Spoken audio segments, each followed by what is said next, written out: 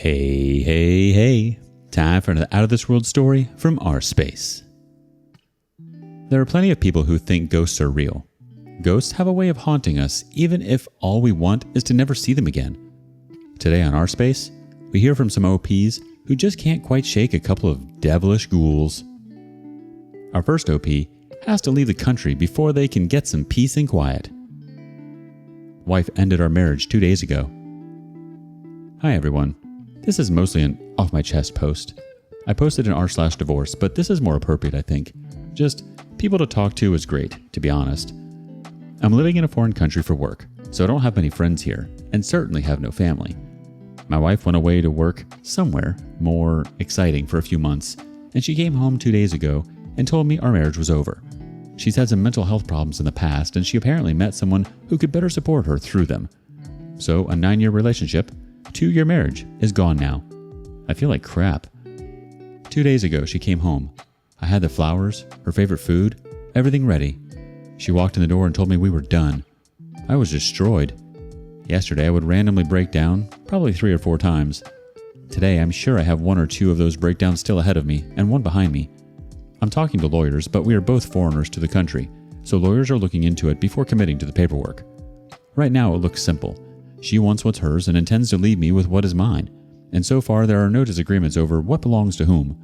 We have no kids, and she doesn't want the cat. So the logistics seem sorted out enough, foreign country aside. Despite all of that, I can't stop thinking about her. Everything I do is something we would do. Anything I watch was something we would watch. Even the games I play, places I visit, those are games we would play and places we would visit. She was such a huge part of my life, and while I'm sure it's cliché, this whole mess really felt quite sudden. I tried to see if there was ground to stay together on, but she was very forward in admitting that while she was away she cheated on me, she offered the sex, and she didn't regret it. Twice. Before those revelations, I was willing, hopeful even, to have her in the spare room, willing to try and work it out. Hell, I might have been able to work with that first one. Maybe. Probably not. The second thing on that list. But each one of those things hit harder than the last. I told her she needed to go, her mom is nearby, and we would sort everything out later. When she finally left the house that night, I was just a shell. I suppose it makes the wondering why or who or what easy, but accepting the reality is far from it. She says she never cheated before, and since she was so forward with everything above, there's no reason not to believe her. I'm still young, 29, but that makes it feel worse. I've shared almost a third of my life with this girl. Halloween was always her favorite, Christmas tied or a close second.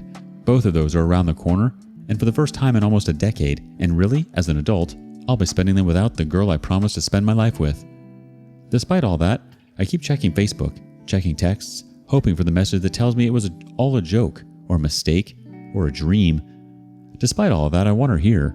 I miss her so much. I loved her so much.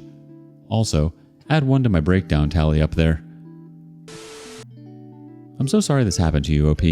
That's not exactly the warm welcome you want after you haven't seen the person you love most for quite some time. Everything that you're feeling is normal, OP. All of your feelings are valid. It's a total punch to the gut. And you're exactly right. You spent a huge portion of your life with someone who just threw it away overnight. It's realistic to want to work it out because of that, but in reality, you shouldn't have to want to be with someone who disrespected you the way that she did. You deserve better than that. Update. Hey all. 5 months ago I made a post. Ex-wife left me in a pretty brutal way. Wasn't sure if I would post an update. Here I am though. Shortly after she split, she was back and forth over if she actually wanted our relationship to end. She would call to see how I was doing and I would start to give in. Then she would say something often enough to remind me what I was actually going through. Conversations ended when I would just ask for info I was missing for the lawyers. Eventually, she said she would not talk to me, but only through the lawyer.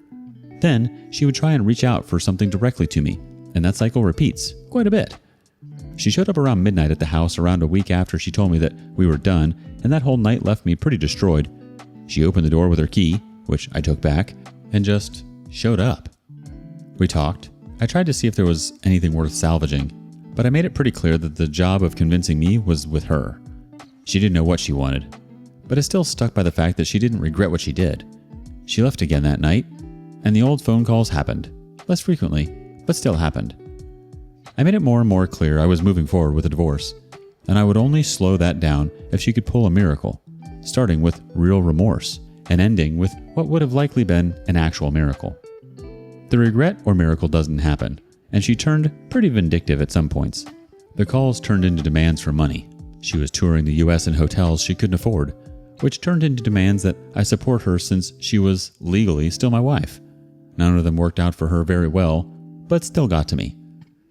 Now, I'm just waiting for the call from my lawyer confirming everything is complete. The agreements, documents, payments, etc. were sorted out by the end of December. The unfriending and unfollowing of her and her family was done by January. I forgot about her mom until I saw a random post on Facebook. I just need confirmation the courts are done. I've recently turned 30, and I'm still living in my not-home country, so I've been hesitant to go out much. The worst part, though, 100% the worst part, are the dreams. Being with her, happy in all sorts of awesome places, waking up beside her, seeing the smiles, only to actually wake up in the dark and alone. That is the part that killed me, and while happening less, still kills me. I wish the dreams would stop, or I would just wake up from the crappy 5-month one I've been having. I don't know when I'll start looking at relationships again. I've become pretty introverted, to be honest. The upside is my few friends are good at dragging me out when I should be out, but most of them are happily married, which isn't always what I want to be around. It's hard to replace someone you loved with all your heart, as much as I wouldn't mind getting on with that part. Anyways, thanks for the kind words so far. I appreciate all your faces. Obviously, she doesn't want you if she slept with someone else and doesn't regret it. She's just playing games with you. As soon as she knew you weren't her little puppet to control anymore, she went for the jugular. Update. Survived infidelity. Thanks, everyone. So 3 years ago, I came here at a low point in my life. My post is still up in my history, and I'm on mobile, so I'm not going to link things. But today, I survived infidelity. 6 months after she left, I met an amazing person. We started out as sad, lonely friends, quickly growing inseparable. We knew it couldn't last because of our jobs. Leaving her was honestly even harder than the divorce, but we knew it had to happen eventually. And it was hard in a different way, also in a past post. But I was happy at this point. I had met someone life-changingly vibrant, and it ended as we knew it had to. No cheating, no backstabbing, just life. When I moved back home, I decided to work on myself, lose weight, get into old hobbies, play the games I want to, try streaming, which I've always wanted to do. I kept cooking, explored local food. I just worked on being me. I got a promotion at work. I have another one coming soon. Today, a year and a half after that, I've been seeing someone seriously for about a year. She's beautiful and caring and funny and, most importantly, honest. I'm traveling for work as we speak, out of country 4 months, but I'm coming back after, and we are moving into a house we've bought together and is being built as I type. I can honestly say I have zero concern about what she's doing back home because I trust her fully, which I didn't think was possible to do again 3 years ago. I'm going to go home in 4 months, see her and my cat, and have an amazing Christmas, hopefully proposing in the new year. Things have moved quickly for us, and I honestly would have never given much thought to my ex. I don't think I realized how much I didn't think about her anymore, until I was curating my Facebook about 3 months ago and saw a slew of old pictures of me and her together. I had removed everything about her previously, or so I thought. Turns out she unblocked me, and so I had to spend another half hour getting rid of those too. I took the liberty of a quick glance at her profile. Looks like she gave birth 12 months after our divorce, and single shortly after. That was enough for me. I just didn't care. And that in itself felt awesome. I was free and didn't care. So to everyone here in the midst of crisis, you got this. It isn't easy. The suck will be insane at first. My own thoughts were scrambled. It was pure misery. Every 6 months, a year, 2 years later, the ex would occasionally be in the back of my mind, but the hell of going through a cheating spouse opened a new world. The dreams of still being with her followed by the nightmare of waking up alone were gone. Now I wake up and see how much more happy I am beside my new girlfriend than I was, even in those dreams. I thought I knew what a loving, passionate, and caring relationship was. In the 3 years since, I've only come to realize how much better every aspect of my life has become since the divorce. How much more love, passion, and care people are capable of than what I was exposed to previously. It may take you longer, it may not, but if you focus on yourself, find what you don't like about you and address it, it's amazing how much better life can be. If they cheated on you, they were not giving you their all. I now know what a fully committed relationship feels like, and I would never want to go back, except to get to where I am now. I survived infidelity, and I'm in a better place for it. I really hope everyone here can one day say the same, even if it doesn't seem remotely possible now. Thanks. So much truth, OP. Thank you for sharing your story. Life can really rip us apart at times, and it can be a complete nightmare. But after a while of focusing on ourselves and really showing ourselves the love that we deserve, we wake up from that nightmare and life turns out pretty beautiful. Do you have a survival story? Share it with us in the comments below. Next up, it's scary just how much this cheater got away with for so long. My ex-spouse lived 2 separate lives. A life with me, a shared home, and a dog. The other as an adult content performer. My spouse of over 7 years was with someone they were seeing before we got together. They never stopped seeing each other during our entire relationship or stopped enjoying their lifestyles or swinging, group sex, or everything in between, below and on top. They also filmed their numerous encounters with themselves and multiple partners and shared their content to the many online adult sites and platforms that are available. After I found out about their secret life, I kept their infidelity to myself as I prepared my future without my spouse in it. I ended the relationship the day I found out, but gave the reason that things were just not working out, as we were going through a very rough patch the previous few weeks, and the relationship was on a steady decline that last couple of years. A couple weeks after my initial breakup declaration, my ex and I had a heart-to-heart talk, and both of us decided separating would be the best course of action to save any kind of friendship. We would continue to live together amicably and as roommates while we prepared for our separation. 4 long, torturous months. I allowed them to believe that our breakup was mutual as we remained best friends and roommates. Continuing as friends and staying in each other's futures was the best planned path for all involved because I meant so much to them, and they couldn't imagine their life without me in it. During that time, I was able to solely acquisition the home we shared and to plan our relationship's real demise. 4 long, torturous months. I sat through the countless sobbing sessions, fake tears due to the thought of losing me as a partner, their person, their one. I gritted my teeth and bit my tongue through it all and never revealed their infidelity, their secret. As we parted ways, that final time to continue our journey as friends, I blindsided them with no contact, no reconciliation, no hope of reconvening at a later date.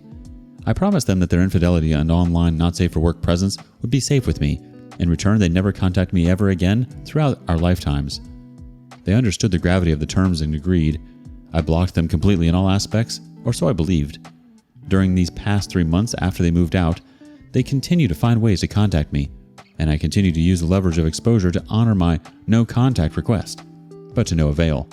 The amount of people involved within their lifestyle that are currently protected is concerning, friends and their family included. Lives, relationships, jobs, and public views will all be affected if I sing their song. My reluctance to expose them initially was out of compassion for those who would be heavily and directly affected by the truth, but are not in their secret circle. I have learned now that is not my burden to bear. They chose their actions and the consequences that come with their choices. My silence has been a gift, a very generous gift at that.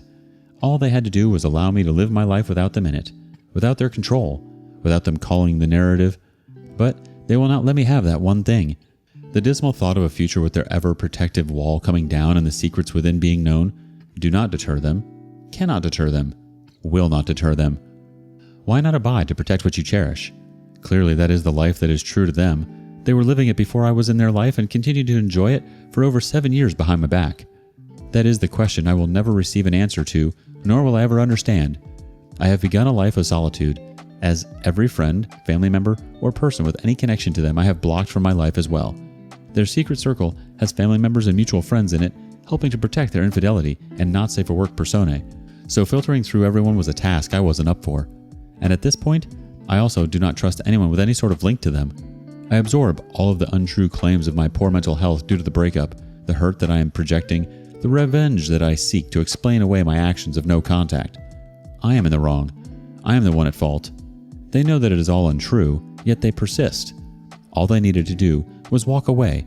We both had the chance to move on, in silence, in anonymity, forever. But they will not let me have that one simple request. My kindness and reluctance have now reached their ends. I am prepared to sing their song.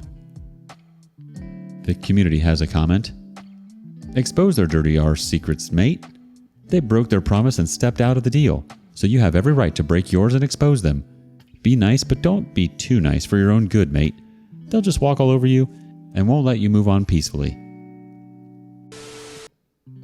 Honestly, yeah, you made a deal, and that deal was silence for silence. Because I reached out, you now have the right to unlock your end of the bargain. It's hard when all you want to do is be done with them and completely erase them and anything that reminds you of them. If they can't respect your wishes, then c'est la vie. You warned them. As you said, they understood the gravity of the terms and they agreed. Looks like the cat's out of the bag. What would you do? Thank you for joining us today. Be sure to like and subscribe and hit that notification bell so you don't miss out on our next video. Until next time, on rSpace.